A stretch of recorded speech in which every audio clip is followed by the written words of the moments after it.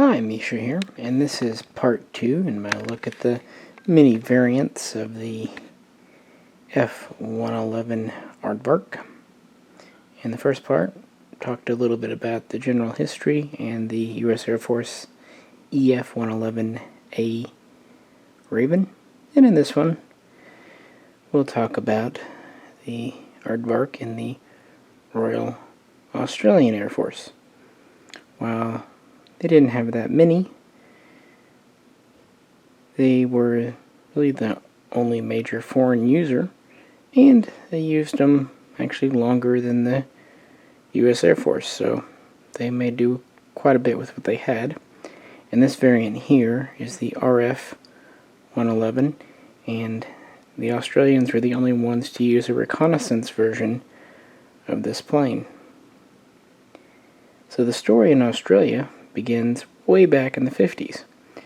They had adopted the Canberra bomber, but then the Korean War happened, and a lot of things were realized after this war. So by 1954, 1955, there were already serious calls to look for a replacement for the Canberra, maybe to have it in service as early as 1959. The main shortcomings of the Canberra for Australia were that it was subsonic, it did not have a radar, so it wasn't all weather, and it didn't have any electronics like countermeasures and whatnot. They did consider like the B-52. It was too big. They also considered the British V-bombers. That wasn't well suited either. So they kind of kicked the can down the road, basically just mentioning now and again for years that they would need to get a replacement, but no one was ever actually stepping up to the plate to do it. But then, in 1962, tensions with Indonesia really ramped up over Malaysia, and something really had to be done. It was felt that Indonesia, using Russian bombers, could hit Australian targets, but Australia had no way to hit them. So they started looking at foreign designs that might kind of suit their needs. And in the summer of 1963, a team was sent to look at what was available in the USA, the UK, and France. Now, early on, Mirage's offering was ruled out. Too expensive, didn't have the range. But they really liked two designs. They liked the TFX, which would become the F-111 in the US, and they liked the TSR-2 in the UK. Well, politics played a part in the choice, but in October of 1963, the government announced, shortly before the elections, that Australia was going to order 24 of the TFX from General Dynamics in the USA. They wanted 18 tactical long-range bombers, and they wanted 6 reconnaissance aircraft. And then in 1964, an official contract was signed, and things went ahead. Now, initially, Australia was just going to buy the F-111A, the Air Force version. But then they started saying, hey, we need this and that.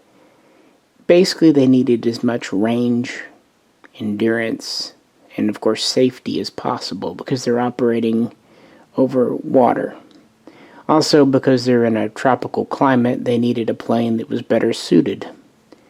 So they began requesting these changes. Thus, a new variant was created in 1966 called the F-111C. It had longer wings, originally devised for the U.S. Navy F-111B that was ultimately canceled in 1968. It also had reinforced landing gear made for the FB-111 strategic bomber, and it had updated, revised air intakes to work better in the climate they needed, and it had a more reliable, longer-ranged radio, and several other smaller changes to meet Australian needs, but it was otherwise very close to the F-111A. Well, in 1965, it was clear that Australia made the right choice because in Britain, the TSR-2 project was cancelled.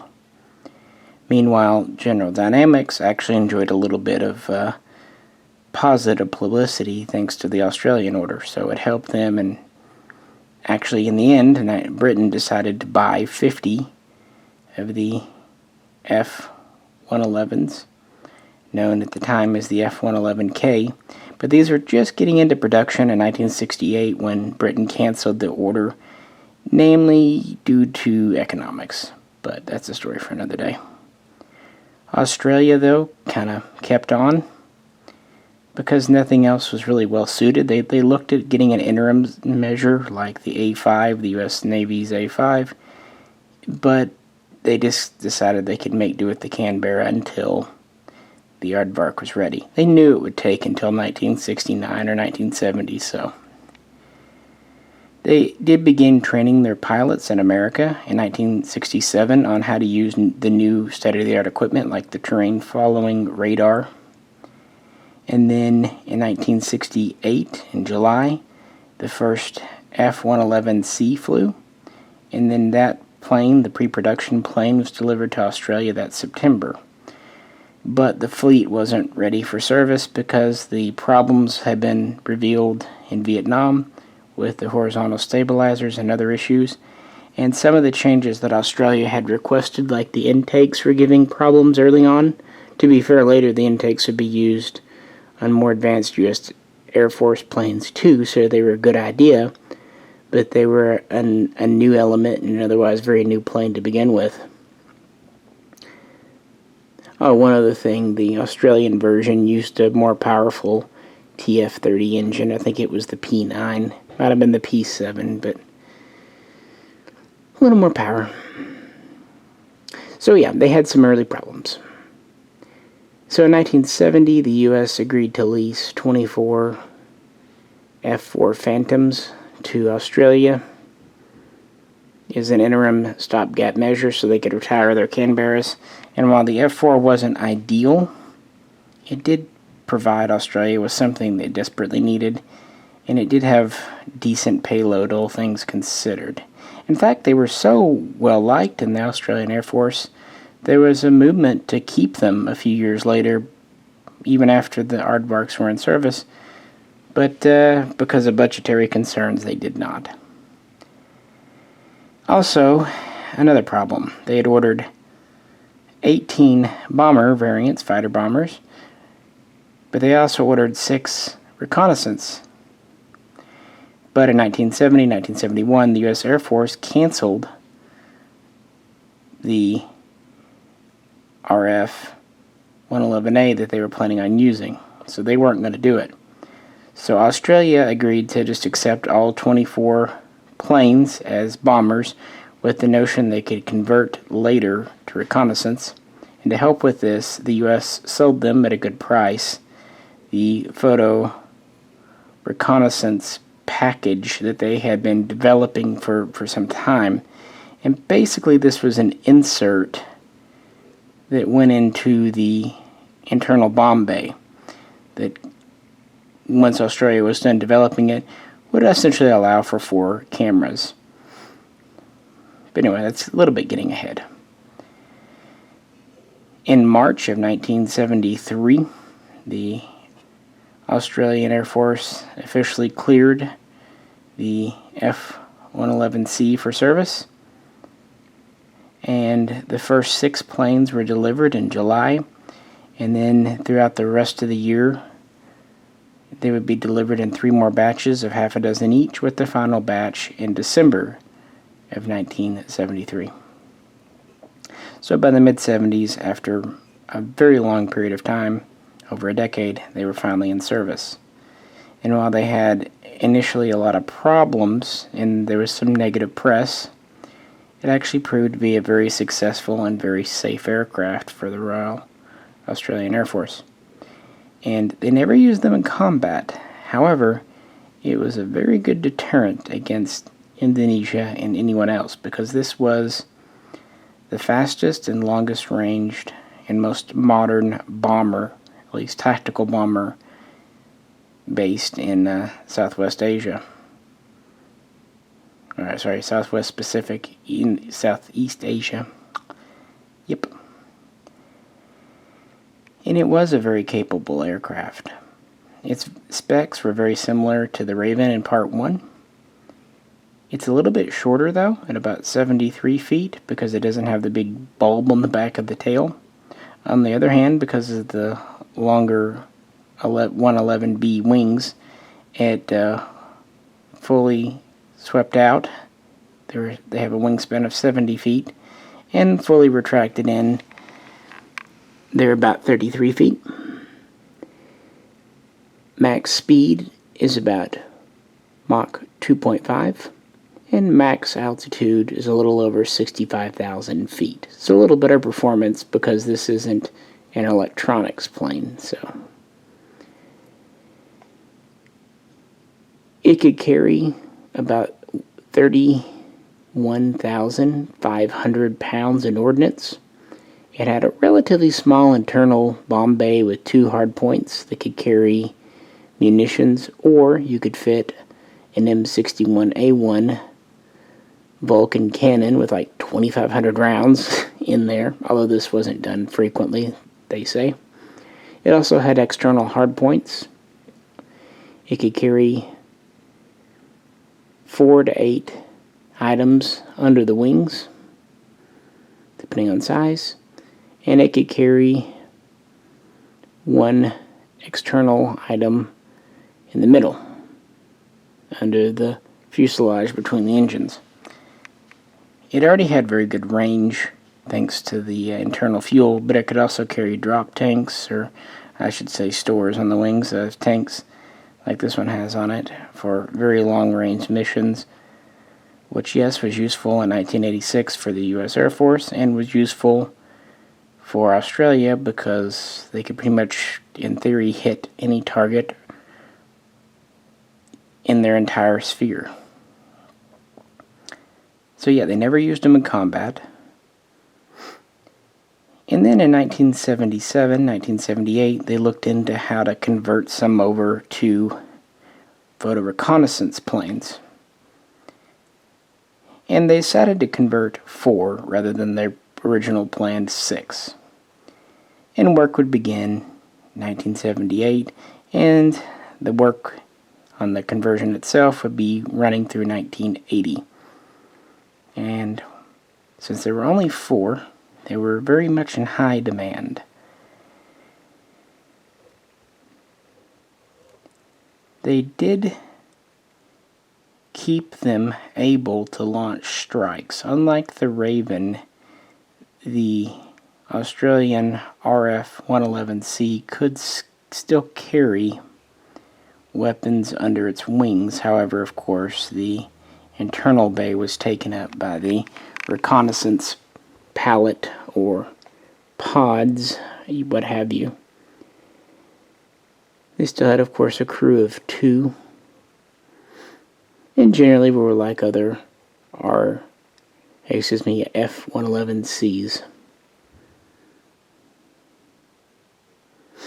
And they gave Australia a very good reconnaissance capability. Sometimes its satellites, even in the 80s, couldn't fulfill. It is worth pointing out that in the 80s and 90s, the fleet, both the RFs and the Fs, were updated with new digital computers, radar suites, navigation suites, just general the updates you'd expect for that time period. So there was a refurbishment and kind of midlife service program. They did consider sending the Aardvark in 1990, 1991 to contribute to the Australian contingent of the Desert Storm, Desert Shield period, but they did not in the end. And these were still made ready and available in 1999 towards the end of the year during the unrest and East Timer. The RF-111s did fly reconnaissance missions, especially in November and December, and while the F-111s were ready for any bombing missions if needed, they were thankfully never called upon. But just the fact that they were there really gave anyone who thought about aggressing onto Australian interests a pause. So by the beginning of the 21st century, they were still in service. In addition to the original 24 in 1982, 4 more originally F-111As surplus from the U.S. Air Force were sold to Australia at a good price, and these were updated to F-111C standard, meaning that they had a total of 28, but of course some had been lost to accidents or just other attrition. In fact, a few crew were killed in various training accidents over the years, because while an advanced plane, it could be finicky at times. Originally, they were hoping to keep these in service until 2020. One of the photo and reconnaissance planes was damaged, and they decided not to repair it due to age, so only 3 were flying, and then they began to retire the fleet in stages in 2007, holding a final ceremony on December 3rd, 2010. They decided to retire it early, basically because the airframes were wearing out and the technology just was becoming too dated, and they were just newer aircraft, and it was just no longer as survivable and effective. And really the maintenance cost, the running costs were going very, very high. So it was an economic and a political as well as a military decision. In the short term, they would acquire 24 FA-18F Super Hornets to replace the F-111 fleet, ultimately planning to substitute them in service by the F-35 Lightning. Something that, well, let's be honest, the delays the Aardvark suffered in the 60s are nothing compared to what the Lightning has suffered in more recent years, but those are at least finally in service. And yeah, when these were retired at the end of 2010, that was the last Aardvarks in the world, because the U.S. Air Force had retired their bomber variants in 1996, at least the last of them. They began retiring them in 1991, the older versions, but the last of the newer ones in 96, and they retired the Raven in 1998. So once these retired, that was it.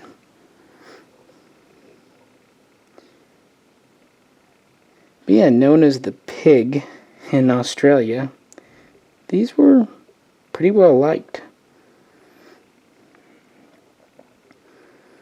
And again, they were the only ones to actually operate a photo reconnaissance version, which is kind of neat.